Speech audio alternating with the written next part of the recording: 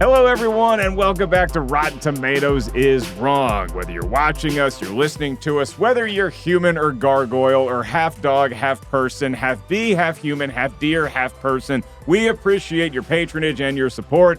And today, boy, Jacqueline Coley, do we have a movie? Do we have a guest? The first time in studio, Miss Claire Lim is joining us. Yay. Podcaster, presenter, host, comedian, in the wings, all-around nerd. That's great. With a great Curious George mug. Yes. So I just felt like that was just perfect to your personality. I married because Claire wanted some water, and I was like, I'm going to go to our fancy kitchen here. Jacqueline and I went on a mission. Jacqueline got her jasmine tea. I did. Which she claims she can drink by the bucketful. I can. I can chug just black iced tea. Like all day long. Like if I'm at a restaurant and I order black iced tea, they'll just keep coming by and refilling it, and I will just keep sucking them down. I do like that. It's just any other type of hot tea. Like, I can't do Earl Grey straight. Like, I need cream. I need cream in it. It needs I quite like a straight Earl Grey. You do? Yeah, I do. It's very fragrant, though. I'm not saying that it isn't. Yeah. It's just hard for me. I like a good Earl Grey with some cream, and it feels like a soup. Oh, no. You know what I mean? Like, it's like, it feels like it's got hardiness I'm out. to it. I don't like kids who kids used to bring soup to school, and they would, like, drink it out of the thermos because, like, they forgot it. You can't drink soup. Soup is meant to be That was me, slurped. Mark. That was You me. drink your soup? I had a Thundercats thermos. I used to use these bowls for soup more than tea when I was younger. That's fine. That's I can call that a soup But bowl. I'm like, I would just sip it. If I wasn't here this morning, I'd be eating dry cereal out of a bowl. Just like that. We have a movie to talk about today, folks, because this has been a movie that really, it's been on my mind since it was released in 2015, and it's never really left. Like, I forgot about it, and I can put it to different corners, way in the back recesses of my brain, but it's always lurking there, and most of it is due to the voice that Eddie Redmayne is doing in this film. It's Jupiter Ascending, directed by the Wachowskis. Yes, that Wachowski film.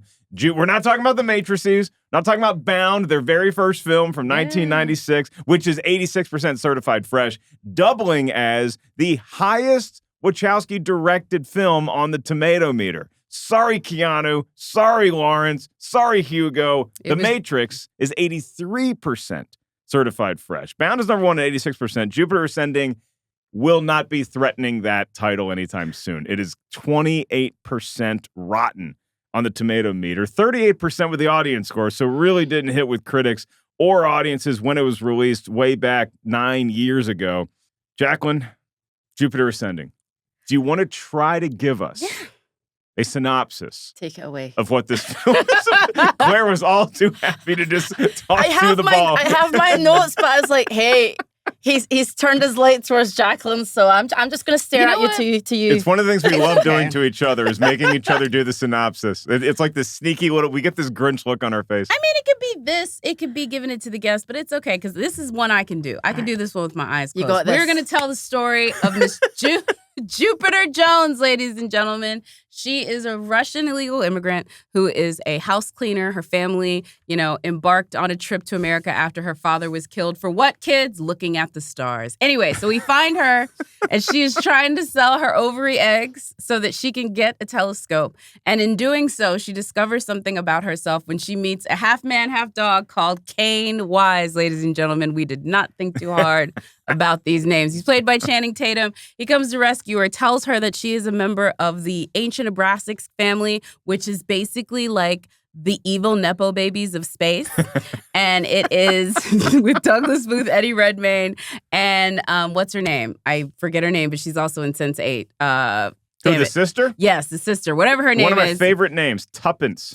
Thank you. She's also in Downton Abbey. Tuppence, those three, they're like the evil Nepo babies. They control the Abraxas Empire. And their whole purpose is to liquefy planets to create this thing that makes them all young. Anyway, she's coming back. She was willed stuff in her, will to herself. So basically, she sent herself a will. And when she decides to come back, she says, you know what? I'm going to marry my son, who is also hundreds of years older than me and also my son. But I'm still going to marry him so that I can take my title. She tries to take her title. People try to kill her, kidnap her family. All of this because Eddie Redmayne wants to have a space opera where he is just like, I will be the king. He also comes to admit that he was the one that killed his mother. Hijinks ensue. Spoiler alert. I know. Hijinks ensue. It's a 10-year-old movie if you haven't seen it. Come on. In this case, a spoiler alert might be doing you a favor. Exactly. Because that started out as a very clean synopsis. And it sort of became like Jacqueline woke up and is telling me about her dream. And I'm like, all right, does this dream have an ending at some point? Yes, it does have an ending. And the whole point of it being is that she takes her role as the queen of the universe and does all of that. And there's dinosaurs. And there's dinosaurs. The end. Dun, dun, dun. And there's dinosaurs. I mean, legitimately, that's what happened. Yeah, I mean, that's the plot of Jupiter Ascending, folks. So this was a movie that was in development for a while. The Wachowskis were coming off of Cloud Atlas. And so you look at the mixed reception that a movie like Cloud Atlas had received, and it's like, okay, but this is going to be their comeback pitch. This is going to be their Star Wars. This is going to be launching a new franchise like what we got with the beauty that was The Matrix. And it just didn't play out that way. There were some production issues. There were some test screening issues. Yep. And we're going to talk about all that stuff once we get into movie talk. For right now, we're going to ask the question to our viewers, to our listeners, but also to our esteemed guest, Claire Lim, gets to tee off here. Rotten Tomatoes Tomatometer, 28% is where Jupiter Ascending is currently resting. Is that right? Is that wrong? Is that good enough? Is it too generous? When I was asked to come on this podcast, I immediately was like, yes.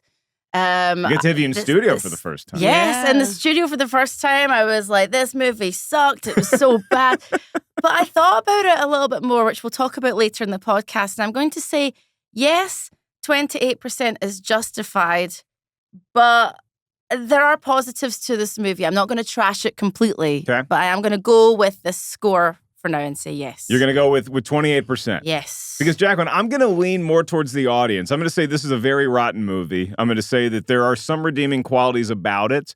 It looks gorgeous, as you would expect any Wachowski flick to do. I think some of the performances are really well done. I think some other ones are a little left in the oven too long. But I'll say 38%, just because like the Wachowskis take such big swings. But when you're a filmmaker of that caliber, or a filmmaker team of that caliber, you take a swing, even when you miss, it's like, wow. It's like Mighty Casey at the bat. It's like, man, it was still, we got to see Mighty Casey. So I'm going to say Rotten Tomatoes is wrong, but they're right about it being very, very rotten. Okay, this is another one of these cop-out episodes because I know I feel too much for this movie. Like, I enjoy it. That's why I wanted you all to know exactly what happens in it because, look, it deserves a 28. There's nothing in my brain having seen movies like Oppenheimer and Poor Things, Barbie. Like, you know what I mean? Like, I saw movies like this. How can I say that this movie is anything but 28? Because it's awful. That's what your brain says. But to quote Shmi Skywalker, what does your heart tell you? But my heart tells me it should be certified fresh. Like, I love this movie This is the juice we need on the show. I love it. The world that they build, just let me lay in it. I love it so much. There are moments in this movie I just play on repeat because I'm like, style is there. Is it plot? Is it cinematic? No, but I love it. Oh, yeah. So I would say Rotten Tomatoes is so wrong. And I don't want to be right. But I know it's, I don't want people to feel like I know this is a good movie. I know it's not. But where it takes us, that is what we go to the movies for. It's what we go to the movies for in the summertime, maybe around Christmas. This movie came out February 6th, 2015, which especially back in those times was like, yeah, we don't know where else to put this movie, so we're just going to kind of drop it. Like early movie season releases, you like January or early February, I'm expecting to get some sort of fun action or like with Liam Neeson, or we just got The Beekeeper with Jason Statham. So I'm like, okay, that's the kind of movie I expect here. I don't expect this like could be summer popcorn spectacle kind of galactic blockbuster to be dropped in February. But again, there were issues that led to that. So before we get into all the movie talk, before Jacqueline gets to defend why this movie should be certified fresh in her heart, not her brain, but her heart, we are going to go to our buddy Tim Ryan. Tim Ryan had a task this week, folks, because he's our expert review curation manager here at Rotten Tomatoes, and he had the duty of sorting through all of the, we'll say, duty-filled reviews of Jupiter Ascending. There were some fresh ones he found, I believe, I'm told. So let's turn it over to Tim Ryan with 2 Minutes with Tim. 2 Minutes with Tim. There's a thin line between a film that's visionary and one that's pure folly. So many films, even great films, follow a predictable playbook. So we should be grateful for movies like the Wachowskis' Jupiter Ascending, which, if nothing else, is a work that's both grand and ambitious. But lofty ambitions do not necessarily a masterpiece make, and upon its release, critics largely found Jupiter Ascending to be visually stunning, but with far too much exposition and world building for such a thin plot. Jupiter Ascending is rotten at 28% on the Tomatometer with 277 reviews, and it has a 38% audience score. So what did the critics have to say? In a rotten review, Kim Newman of Empire magazine wrote, "This is wonderfully imaginative when it comes to costume, art direction, special effects, spaceships, and incidental alien creatures, but stuck with old hat character types and a resolutely unspecial storyline." However, in a fresh review, John Semley of Maclean's magazine wrote, "It feels vitally fresh and exciting. An overload of ideas, energy, ambition, and dopey sincerity is always better than a paucity of the same." The Rotten Tomatoes critics' consensus reads, "Pleasing to the eye but narratively befuddled, Jupiter Ascending delivers another visually thrilling misfire from the Wachowskis." So that's Jupiter Ascending. Let's kick it back to Jacqueline and Mark, two people who have some idea of the scientific miracles that human beings are capable of. Back to you, folks. That is very high praise coming from you, Mr. Ryan. Thank you, Tim. Yeah, look, there were some...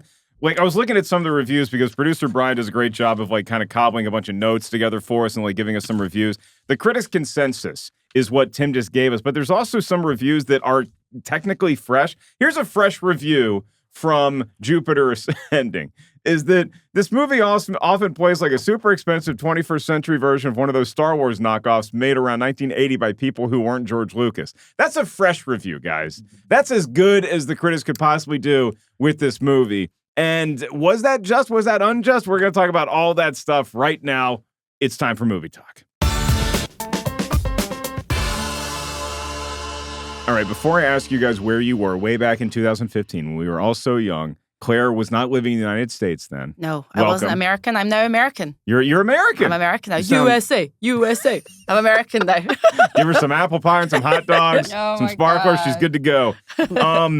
Were we fans of the Wachowskis leading up to this? I mean, I think universally The Matrix is just heralded as like this all-time great action, sci-fi, revolutionary kind of movie. Before they did that, Bound was really well received too. I mean, that's their highest rated on the Tomatometer. I haven't seen Bound in a long time, but I remember it being really good when I saw it. And The Matrix, we know what The Matrix is. You can have your feelings about the sequels, but I guess they passed the test as far as like, oh, these are filmmakers to always keep your eye on when they release a new project. Is that how we feel about the Wachowskis, Claire? Looking at their body of work, really, I can't say I am a huge fan. Of course, I loved the first Matrix film. I saw it in the cinema when it came out. I was 15 or 16 years old, and I absolutely loved it. It was so visually sumptuous. And obviously, Rage Against the Machine at the end, I was like, well, you know, one of my favorite bands at the time. I'm such a metalhead, so I was really into that. But, you know, since then, you know, I really appreciate their style, their influences. Clearly, they love comics, they love anime, manga, that kind of thing. And you can see that seeping through all of their films. But it's just not for me. The films are very watchable, but I can't say I am a huge fan. Like, I'm a huge fan of, you know, Fincher or Lynch or anything like that. So I appreciate them, and I love The Matrix, and I do love watching their films, but I can't say I'm a fan of their films. Jacqueline, do we subscribe to that? Because it almost seems to me like they've taken a similar path to where M. Night Shyamalan was, where you just have this body of work to open up your career on the big stage, where it's so compelling and it's so beloved universally, it's almost impossible to follow that act. And I don't think, and I think Shyamalan has rebounded nicely for the most part, but it's like where it used to be like, you can't miss this movie. Now it's like, okay, they got a new movie coming out. Let's see what the critics and the Tomatometer has to say first. I'd say it's about that. It's weird because I loved their show Sense8, which was on Netflix. It was their 3 seasons of that one that they did. Yeah. I felt that was them really reaching their stride. I actually enjoyed the last Matrix that everybody said was a cash grab. Like, I felt that one was good. But there's just certain movies in their filmography. I'm like, what? What are you doing? Cloud Atlas is one of them for me. This is not, though. This is like the movie where I'm like, so I would say they're kind of home run derby. Like they're like, I know the highs are going to be good, but the lows are going to be low, and I'm kind of okay with flipping the coin. Yeah, so where I was when I saw this movie, when I saw Jupiter Ascending, like I was deep in the heyday of Schmoes Know, so me and Christian went to, I can still, when I see this movie, when I think about this movie, I still can taste the Grove popcorn in my mouth. Like I love that popcorn so much, and I miss it. That's where I was in my life watching this movie, and so I was pretty pumped for it. Just because I had heard about it, I saw the trailers. The trailers, you can make a great trailer based on anything the Wachowskis shoot, right?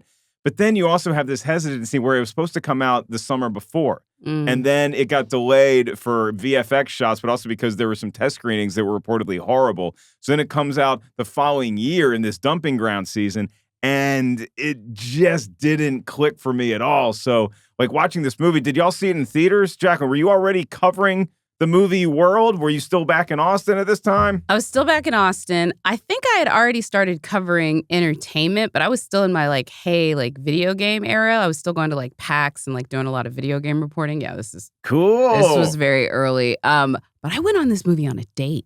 Oh. I went on this movie on a date. That's a long movie for a date. Yeah, because it was when I was still in school. Same. Yeah. So lots to talk about afterwards. Yeah. You know, I was still in school, so I had this like post-undergrad program that I did, and this was like around that time. And so I was just looking for any excuse not to be studying. And so we went to the movies a lot in this relationship. And I think we saw this on a date. Can I ask a question without getting too personal? Was it early in the relationship? Was it late? Early.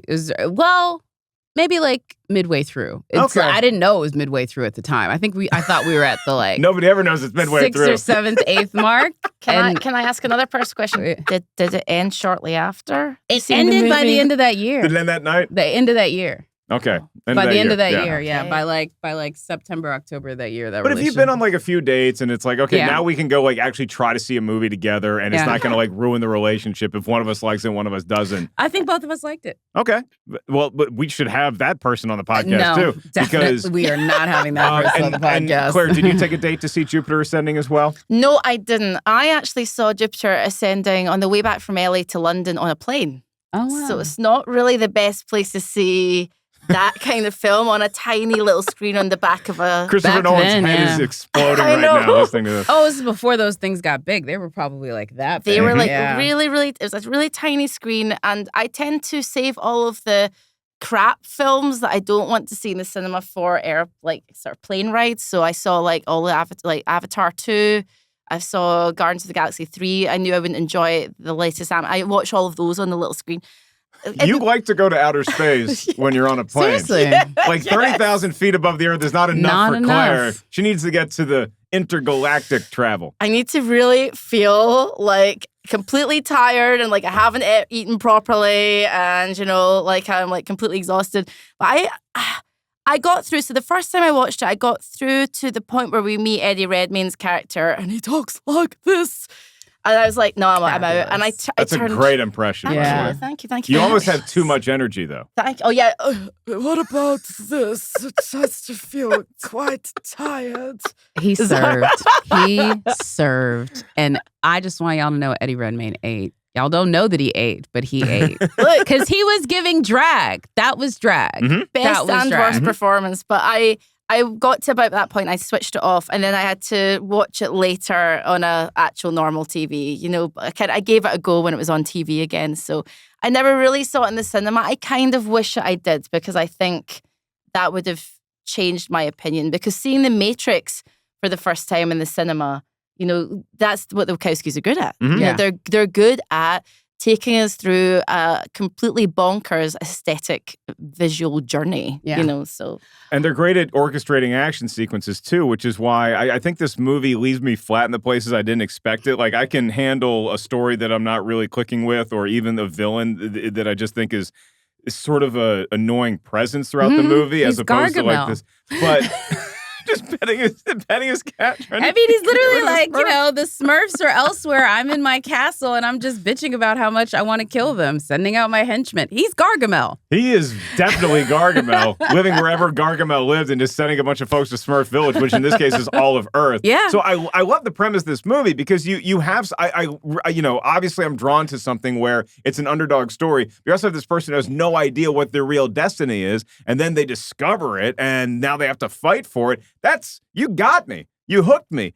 And the fact that she's sort of not just like Princess Leia, but also like Dorothy from Wizard of Oz, complete with their own protector dog in Channing Tatum. It's like, I get what you're going for. The thing that I could not stop laughing at this movie, though, is like, I'm not saying that you can never do a half human, half dog character in a movie again. It's so hard to not think of John Candy from Spaceballs. Like, he's basically Barf. He's an in-shape Barf. He's Barf with a gym membership in this movie because he literally is a half human, half canine. So he's like sniffing stuff, and it's just like I can't imagine him not hanging out with Lone Star. So if you guys were spliced with an animal, this is a very important question for the podcast. I thought about it all the way in the car journey here. Oh. We'll start with you, Mark. What would you be spliced with? I would love to think I'm like a shark or a tiger or something. I'm a sloth. I'm half human, and then the rest is just trying to get me out of bed in the morning. So I'm a little like Molly the Wonder Dog is now, and now that she's later in life where she's 16 and a half years old, and so she still has energy, but then she needs to sleep it off for 12 hours. In order to get perked up again. So that's kind of where I am. I might be a half human, half dog, but like a senior citizen dog. Senior citizen dog / sloth. Jacqueline, this is going to be disappointing, but it's very accurate because I would be red panda.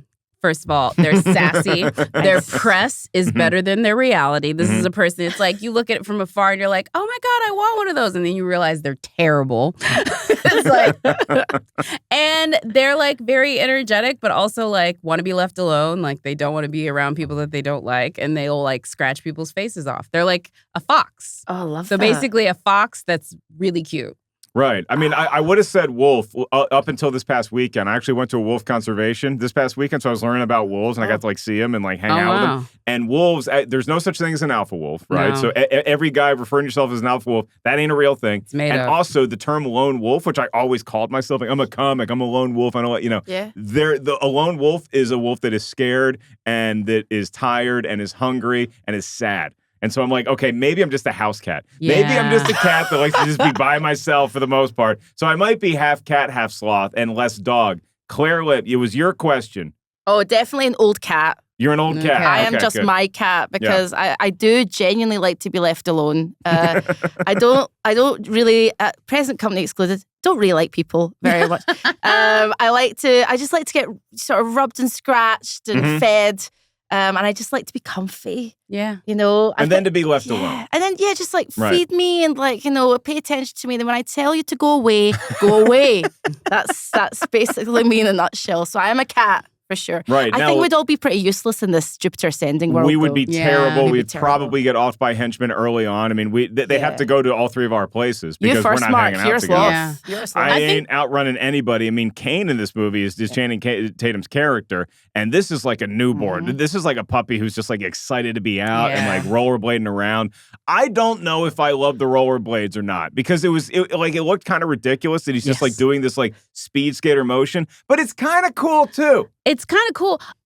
They definitely worked very hard to get him out of his shirts. Like this is either post Magic Mike. They worked very hard to keep that man shirtless. It's so hard. In that era, and it's also in the era where Eddie Redmayne is winning Oscars. Yeah. And do we feel like this performance is a total misfire, Claire, or do we feel like he had a lock on something and it just didn't really click with the rest of the movie? Or do you just outright love what he did? Eddie's performance. Yeah.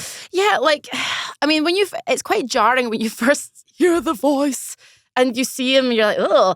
But I heard that he said, I made a bold choice.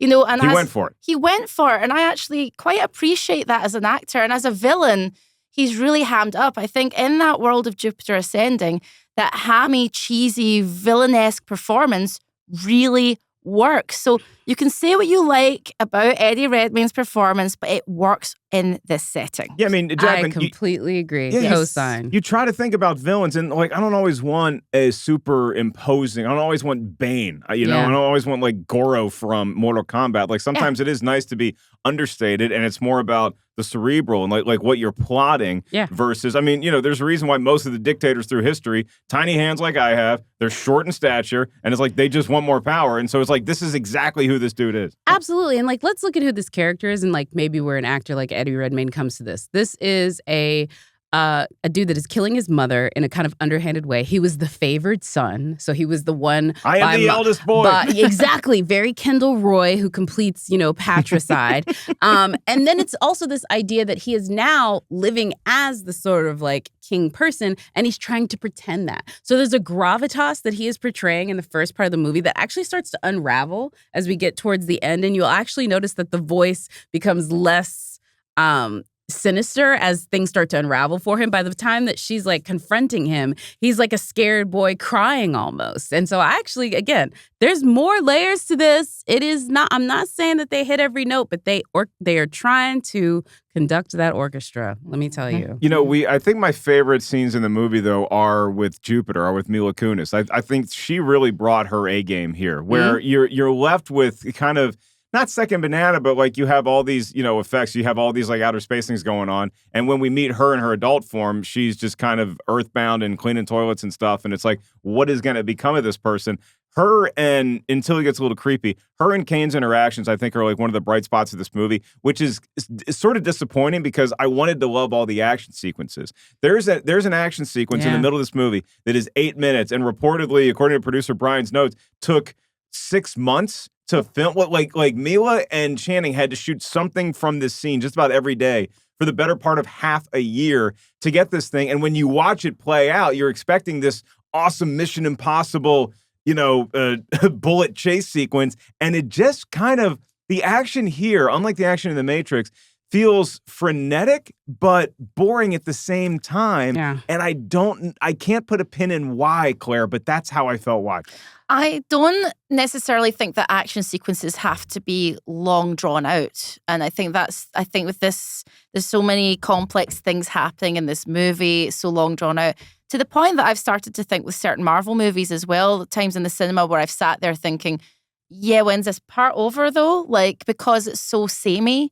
I really appreciate the way that the Wachowskis have tried to direct and choreograph those action sequences to make them dramatic, but there's something to be said for things that are too long. Like our attention spans as humans can kind of like follow things for that long, especially if there's a wedding thing and then Kane's going to crash the wedding and there's the shot of the ring and then the shot of Kane.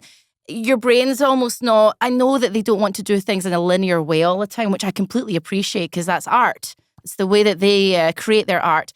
But for the wider audience, it just doesn't in sequence feel right. And I think it's sometimes disjointed and too long. To me, the action sequences, Jacqueline, felt like when I was a kid, like everybody was making like friendship bracelets. And so you have like 3 different strands of string and like you tie them all together. And some people were really good. I was terrible. And so to Claire's point, it would start out looking okay. Like, I think we really got a friendship bracelet here. And then it would just fray and it just did not look good. And I feel like the action sequences, maybe they're too long, maybe there's too much stuff going on, but it really is the mark of a great director or team is being able to weave those different strands in and make the entire friendship bracelet, which is what we see with some great action movies, including stuff that the Wachowskis have done. I just didn't feel it in this one. So, Brian, please check this for me. What year did John Wick come out? 2016, I want to say. 2016. Is my bet. 14. I was wow. right. That's 14, what I figured. yeah. This is the first movie We've that been hanging with that dude for 10 years. Yeah, Wow. this is the first movie that they had to do their action without the principal stunt choreographers and second unit guys in Chad and David. Those guys were very instrumental in how the Wachowskis shot action. This was the first one where they were basically using those guys, sometimes subordinates, even though most of those guys went and worked on John Wick. And so they were already part of those guys' Like, so they're really getting like the third guy that worked with them on the last Matrix to now be the person that's going to help them orchestrate these grand sort of action sequences. And I think that's why. That's my, like, I don't know this for sure, but that is what I posit is like, because all those guys went and worked on John Wick. Like, that was their whole thing. And they shot a lot of second unit stuff for a lot of those Matrix things. Like, those action sequences, they were just letting those guys do what they wanted because they were so instrumental in the look of the violence. And so Deadpool's heating up around this time too. Yep. So it's almost like the Super Bowl just happened last week. So it's almost like the coach wins the Super Bowl a couple times, but then all of their staff, their offensive, defensive coordinators go somewhere else. And it's like, okay, that's some of the genius that left. Yep. That's a very interesting point. Yes. Claire, I mean, when we look at this movie as a whole, do you have a scene, a sequence that stands out and you say, oh, okay, when I'm looking at this entire thing, that's what I remember. And that's why I think this movie is defensible. Okay, maybe not defensible, but I mentioned earlier the wedding sequence because I just didn't want to marry that guy. And I was like, come on, you've just walked into this wedding. Crash it, Kane, crash it, Kane. But I actually did quite like this sort of juxtaposition. You know, there's tension on both sides. There's tension in space. Right outside the wedding venue, there's tension inside. I love the scene where she's walking out as well, and she can see the whole of the venue and all of the people, the little beings. It just looks really epic inside and outside. And then Kane finally comes in with his moon boots, or whatever they're called, and crashes the whole thing and rescues her. Now, I don't think it's defensible, but I like that scene because it's just like, I just wanted to get that whole bit over and done with. I don't think it kind of made her weak. Yeah. Having to like marry that guy. She just walks into things. I don't think she's a very strong protagonist. Yeah. Well, she's meant to be Dorothy or Alice. Yeah. And I know she's meant to use empathy and kindness instead of, kicking, punching, whatever. But she almost kind of goes, oh yeah, and listens a lot and just walks into things. So yeah, I quite like that. Again, I think it was too long. A lot of the things are too long, and that makes a lot of sense about what you said. The action sequences on a whole, like for the whole of the film, just aren't tight. Mm-hmm. And they don't seem to have a beginning, middle, and end. Yes, there's an end point for this, but you're like, where is it? Yeah. So yeah, yes and no, Mark. That's what I'm saying. Yes and no, which is this whole film for me. Yes and no. Yes and no. And I don't know if it's a question of like whether or not the Wachowskis were a Jerry Jones type, what's his name? Jimmy Johnson situation where they thought, hey, I can do it without him. I'm sure they knew the absence of what Chad and David were going to bring to these things. But it's also a case where I think maybe their arrogance and knowing like, hey, we made the Matrix, maybe we can get away with this instead of maybe bringing in another marquee action stunt coordinator, like, bringing in a top guy. Again, I'm making this up on speculation because I'm not sure. But the thing I know about the Wachowskis, they do work with a lot of the same people again. Like when they did this last movie, The Matrix, they brought back some of the camera operators that worked on The Matrix 1. Like they really do like feel like, hey, if you're part of the family, stay a part of the family. So I would contend that they gave somebody an opportunity to level up way before I would assume that they brought in somebody who was against their vision. Because these are also guys that like, they don't necessarily communicate their ideas that well. This is one of the reasons why they couldn't get Will Smith. Right, for The Matrix. Because that was the first choice to play Neo before Keanu. And they've had that in multiple occasions where people are getting them to explain like further iterations and they maybe don't do a good job of explaining that. Same thing happened with Sense8 when Netflix was thinking of canceling it. They were like, where's this going? And they were like, well, it's about the, and I get that's what creatives are like because they live in, if you can world build like this, of course, you're going to be a little bit in the clouds. I also want to say I also like the wedding sequence, too. You say Mila Kunis is great in this. I would say she's kind of great in this because you can see where the pickups happen. And I hate to say this because I think she may have been pregnant with her first kid at this time. But there's Mila Kunis in principal photography and there's Mila Kunis in pickup. And I believe the second one is Mila Kunis and child. Because there is and not a huge difference. I'm not trying to body shame her. I just think that like you can tell that these were filmed separately. You can tell one is on a green screen and her whole acting vibe is completely different than it is when she's filming earlier scenes. Like also, I love the bee scene with Sean Bean. Oh yeah, bees. I think that is Sean Bean should be talked about as well. Also a great actor performance. He's like when he comes out with that gun and you see them eyes, I'm like, give me up. I love Sean Bean. Sean Bean's my favorite. I love Sean Bean. He, until Sean Bean hits the screen, there's a lot about the movie I thought, oh God, the acting is so plastic. It's so terrible. Mila Kunis could have, brought a bit more depth. She just seems a bit cardboard. Channing Tatum's a half man, half dog, so he's just doing the best he can. Really. Yeah. He had like trouble speaking because of the mouthpiece that he was wearing to make him look like more canine. Really inhibited his ability to speak, and so it was like really painful for him. So just like not a fun shoot. Is that bit even worth it? Because Sean Bean shows up and he looks like Sean Bean. Sorry, I said it again. He looks like Sean Bean though. He looks exactly the same. Yeah, and he's great as a bee or as a human. But Sean Bean's performance, because Sean Bean is such a good actor, he is so good. Yeah. He elevates, any scene he's in elevates. And I thought about this with Cloud Atlas. There are patchy performances, but Susan Sarandon is just a great actor. So I just think there's actors that just can kind of cope with that and get in there and do their thing. Like we talked about Eddie Redmayne. He really committed to the villainous role. Fair dues. And I don't say Gargamel in a bad thing because he is, look at what the character does. The character is separate from all of the action of the film. So he knows that he's going to be in a room talking to a henchman for the majority of the movie. You got to do something to keep yourself from being bored. Imagine if he played that role straight. It would be so boring. Well, it's a little like when we reviewed Masters of the Universe, which I was a huge He-Man fan growing up, but I'd never seen the 1987 film with Dolph Lundgren and Frank Langella as Skeletor. Skeletor's doing the same thing. Skeletor's just chilling and just sending minions to go take care of this issue on Earth. Yes. But the difference being when we get to hang out with Skeletor in Eternia, it's like Skeletor is just having fun, hamming it up, big muscles, even though he's a skeleton, which doesn't really jive. But it's like just like really owning the space and like being that imposing villain. Whereas it's just a different gear for a villain to just kind of be sitting back and just playing the long game and not being overtly physical or anything. Just like it's all chess moves up here. You want to know the best version of this I've seen in recent memory? Bear with me, kids. The guy that does the voice work for Dracula in Castlevania, that is a very similar role where he is just off to the side in his castle being like, you killed my wife. I'm going to like come kill you. But he actually does it in the like taking it under, where it's like this is like controlled rage that's going to pop out at some random moment. Also, I will say the Sheriff of Nottingham in Robin Hood. That's another one Alan of those Rickman? Alan Rickman in that one. But that's a hard role. Like, I don't think people appreciate. There's nobody, he's talking to tennis balls. He gave that performance to like those like fake dinosaur henchmen that he had. That's tennis balls. That's not people. That might be the test between a very good actor and a great actor is what we saw with the Star Wars prequels as well, where it's, not every performance is the same in those because you do have veterans who are just so used to any situation you throw them in, like a Samuel L. Jackson or Christopher Lee or somebody like that who's like, dude, I've done this for decades, okay? I can act with tennis balls in front of a green screen.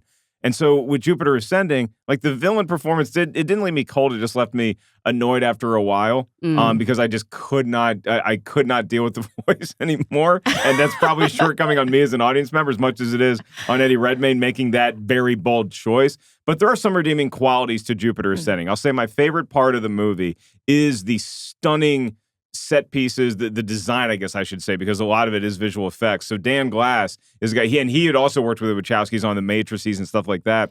He wanted to design the outer space, like I guess the different planets, not as outer space stuff, but he wanted to base it on different cities that you would have on Earth, primarily European cities. And when you see the look of all these different planets, it's really well done. And each planet does have its own distinct feel, which isn't always the case. When you're doing science fiction or fantasy, it just kind of feels like all just like one big glob. Like there really is a distinct feel to each one of these different sets that we're on. So that's my best redeeming value of Jupiter Ascending. What would be yours, Claire? Kind of, piggybacking off the back of what you've just said there. I watched it with a friend a couple of days ago again to remind myself, to jog my memory, and he loved the movie. He is like the biggest fan. He kept going, "Don't you love this movie?" And I was like, "You're spoiling it for me by saying that every 10 minutes. Please." He's like, "Look at this." But he pointed something out which I thought was great, and it really made me really appreciate it. And it's the fact that even the extras in the background look completely, the detail and what they're wearing, how they look, every detail is thought of. You are really fully immersed in that world. And that's what the Wachowskis do best. The immersion is incredible. So it doesn't matter how good or bad you think this movie is. You feel like you're in that world for the 2.5, almost 3 hours. So that's what I think the redeeming qualities are. And also the themes, they are very well read. The Wachowskis really, really love literature. They love sci-fi. They're so passionate about storytelling. And that's why they like this serialized way of telling stories. They love that kind of detail. And got to appreciate that, whether you like it or not. They're real artists, really, no matter what you think of them. I would agree on that one. I also it's really weird. It's not just that they do world building. It's the fact that I don't know the plot of Jupiter Ascending, but I know absolutely about all the stakes of the world they live in. I know what the economy looks like. I know what the poor people live like. I know what the rich people live. I know where their values are. And the fact that in 2.5 hours I can get that, and we have entire series of television that are not able to really establish that in the sci-fi landscape. I also think look, of all of the Dorothy allegories that we've had in recent memory, just taking the characters of The Wizard of Oz and changing it over, I'll take this and Ted Lasso. I think they're both top tier. So speaking of top tier, there's a great new podcast in the Rotten Tomatoes family that is Jacqueline's award show podcast. Yes, the awards tour. Thank you. The awards tour, because you literally go on tour in a matter of speaking, because you go to all these different festivals and then you start covering award shows. You're at the different award shows. The reason why I bring it up is because this movie was originally slated to come out mid-July 2014. And then, like I said, very negative test screenings. They wanted to tinker with the visual effects a little more. Gets postponed to February. It actually had a secret screening at Sundance a couple weeks before its national release. Does that happen a lot at Sundance? Because the report I read is that people were saying there's clumps of empty seats in this screening room for Jupiter Ascending. And it's oh, does nobody care about this movie? When you're at Sundance, I mean, you're kind of on a schedule already. Yeah. So you don't necessarily have time to just run around and be oh, well, what's this secret movie I'm going to? Is that what's give me the landscape of Sundance? If you're Jupiter Ascending and you're planning at this movie, why do you do it? Or why would you expect to have a backlash because you did it? Well, the answer to the first part of the question is why would you do it? Delusion, because I think they still thought they had a good movie in there. Because look, if you read the reviews, there's serious critics who really enjoyed this, but they also knew that it was probably maybe just an audience-driven movie, and so they thought if they played it at Sundance and can get a little bit of buzz, maybe this could have a better thing when it finally comes out in February. Because the other thing I want to mention is this movie had an excellent trailer, but not a lot of details. And every time people tried to start asking about it, they kept on getting very cagey. And so the press around the movie, because so many people were hungry for the next thing from the people that did The Matrix, was kind of overshadowing what the movie could be. And so they knew they had a rabid attention space, but they knew as soon as they got early screenings of the movie, it probably wouldn't do well, especially with the press. And so they tried to get hey, let's get the audience about it. And so Sundance does these secret screenings, but I'll tell you, you're right. You are on a schedule. They didn't invite any press, so it was only open to the public. And sometimes you get those screenings and it's Jupiter Ascending. Sometimes you get those screenings and it's Get Out, because that was the way I saw Get Out. It was a secret screening that they were hey, this is what we're thinking of doing. And I'm Universal's here, which that right there told me something. Right, These are not the reps for small movies. This is something. And we definitely had a trailer for Get Out at that point. And so I was kind of what's the tea, kids? And and then you walk out and you've seen Get Out and it's going to be a seminal moment. And that's the end of that. But you don't know what you're getting. There's a ton of secret screenings. Sometimes it's because maybe they think, I think Navalny was a secret one where they didn't say that it was coming until the last minute because of Vladimir Putin. And they were worried about that. So there's various reasons why they do a secret screening. Sometimes it's because they don't want the press to know about it. Sometimes it's because they don't want political people to know about it. And sometimes it's a bad movie and they're trying to keep it under wraps. Love it. That's your Sundance Corner with Jacqueline Coley. Then the movie comes out in February and the rest is sort of history. The film, depending on which box office / budget report you read, it might have broken even with its international business, but it just did not do well in the States. It didn't even break $50 million here domestically. I think it did a little under 200 million worldwide, where the budget was reported to be a little over 200 million. This movie opened it came in third, its opening weekend in the United States. SpongeBob, the movie, was number one by a wide margin. And then number two was that fantastic run that American Sniper went on from before January, and it just kept making bank every weekend, and Jupiter Ascending got sniped. And so it was third place when it came out. And from there, I will turn it over to Claire Lim for the last word on Jupiter Ascending before we move into our mailbag. Claire, Jupiter Ascending, somebody asked you about it. What do you say? I say it's an extremely ambitious space opera that will take you on a wild ride. It's well-meaning. The Wachowskis want us to think. They want us to see. They want us to feel. Sadly, it falls short in terms of performance and cohesiveness.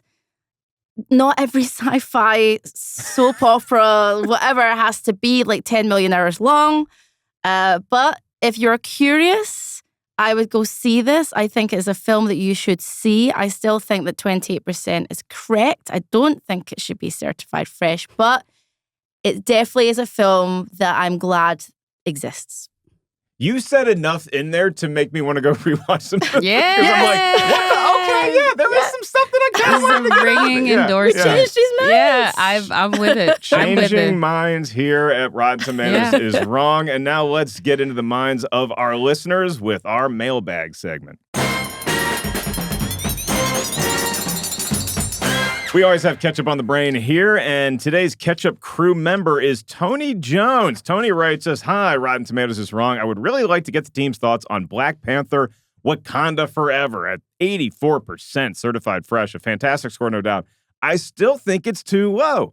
This needs to be a 90% plus and closer to the audience score. The reason this movie is so powerful to me is because it deals with real, tangible human emotions that are often left unexplored in most superhero movies. Grief, loss, anger, the inability to properly cope with those emotions. I can go on and on. These are real-life things that anyone can easily relate to and have experienced at some point in their life. On top of that, it's another dope anti-colonialism exploration. What are your thoughts, Tony?" Thank you, Tony. Thanks for writing us. You can write us anytime. RTisWrong at RottenTomatoes.com. Black Panther Wakanda Forever. I feel like 84% certified fresh is solid, is the correct score, particularly because of the hurdle it had to overcome. I don't think the movie was as good as the first Black Panther, but you also have like this incredibly tragic hurdle where you don't have Black Panther returning because we lost Chadwick Boseman. So now how do we make this movie? How do we structure a narrative? And I think that they embraced the loss and they honored him. And I think a big chunk of that 84% certified fresh is just because of how well and how classy the movie handled losing a real-life superstar like Chadwick Boseman. Yeah, I think it absolutely was, a delicate moment for both Ryan Coogler, the entire cast, like just the imagine of like trying to go back to work when like the lead and everything around it is changed.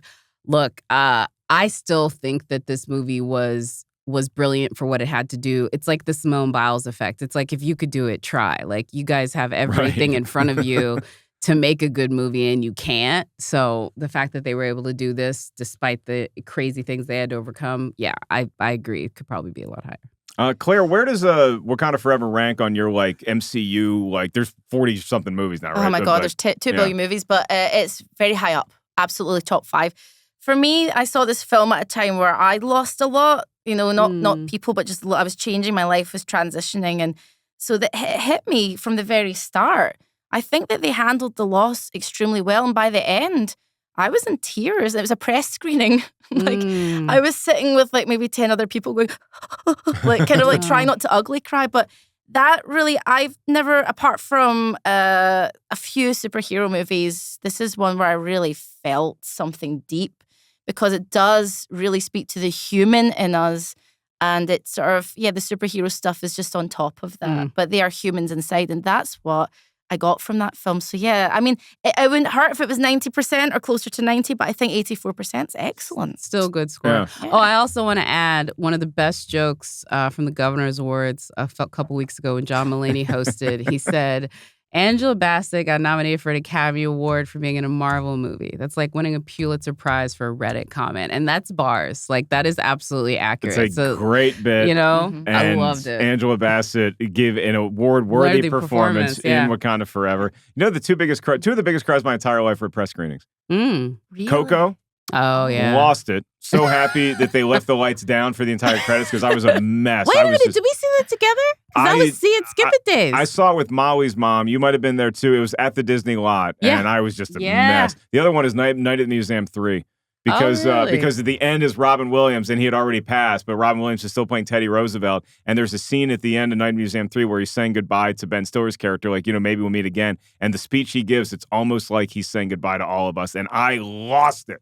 I was just, oh my God, like tears were shooting. It was dangerous to be sitting in front of me. I cried at the last Terminator film in the press screening. I'm just going to admit that now. Dark Fate. I was like, it wasn't a great film, but I just love Terminator and Arnold Schwarzenegger so much. I was like, oh my God, he's gone. He's really gone. Did like, I see that it's quite one? sad. I don't know if I saw My that sister one. still So cries good. at the end of Judgment Day when he's going down with Yeah, Judgment Day, though. Thumbs up, and that's what we give to all of you fans for being such great members of the Ketchup crew. Claire Lim, thank you for joining us in person. Welcome. I know it's been a lot going on in your life, a lot of transition, a lot of changes, a lot of moving around to different countries. You're settled now in the States. You having a good time? What sort of stuff are you up to?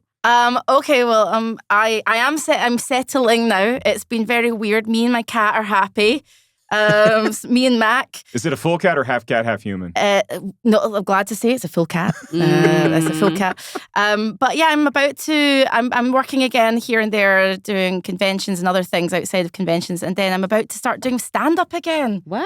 So congrats. I haven't done it since I got here. I did like one open mic, but I'm gonna start doing that again. I'm streaming quite often as well. So yeah, like I'm starting to kind of get out there again after the kind of like party. I'm here, let's drink a lot and go out. Now I'm like, no, I need to I need to pay my rent. It's different when you visit than when you Yes. live there. Welcome back Absolutely. to the world of stand-up. Happy to have you once again. Thanks. Make sure you guys follow Claire Lim on all of her social media and all that stuff, and catch an upcoming gig, maybe in LA. Maybe it's both of us on stage together. That would be amazing. Not at the same time, because we don't do that. We're Oh, comics. Okay, all right. Okay, We're not cool. improv. We're not sketch people. I can't look at you We're if we're comics. in the same room, right? Would you Or ever do doing- improv work? I did a You've little done in it. college, but yeah, I like being by myself. You are so antisocial. But you can always It's look me okay. in the eye. Ah, Okay. You can always look me in the eye. Jacqueline Pull Coley, that. what you Pull up to? that. Nothing. Just check me out on the Award Store podcast. Head on over to Rotten Tomatoes, awardstore.com.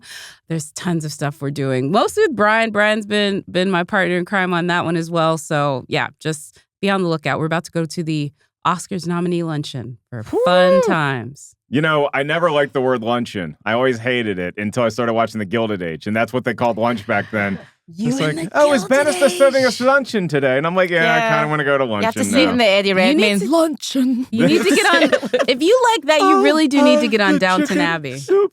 Yeah, I need to get in on Downton Abbey. Because that's the OG. I know. That's the inception. That would be my streaming recommendation. Claire, do you have a movie or TV rec for us? 100p. 100p. You mentioned it earlier in the podcast. The Beekeeper. This is a Yeah. bee positive episode of this podcast. I love The Beekeeper so much. I can't wait to see it. If you like John Wick, but you want to see John Wick as Jason Statham and he does bee stuff, that's my synopsis. I think I'm gonna So make good. this a date night because that was our first movie outside of the pandemic. Because remember, the pandemic was very like you couldn't go see movies, right? And the Wrath of Man, remember that Jason Statham Yeah. movie? Guy That was the Ritchie, remake right? It was a remake of the French one, which I'd also seen. That was our first like in-person movie together. We've seen a ton, obviously, on a couch, but Go to The Beekeeper. yeah, I think we're gonna do. It's fun. That's a good I think one. it's streaming now, too, so you can go see it in the theater still. Yeah. Yes, Is it still? Get your tickets with Fandango, or you can go went see it recently. streaming. Yeah. So Oh, go wow. see it. You will not be disappointed. It's I'm very on good. it. Yeah, get some popcorn either way. I started making popcorn at home. I put microwave popcorn in, right? But instead of butter, I drizzle olive oil on it afterwards, and it's How fancy. so good.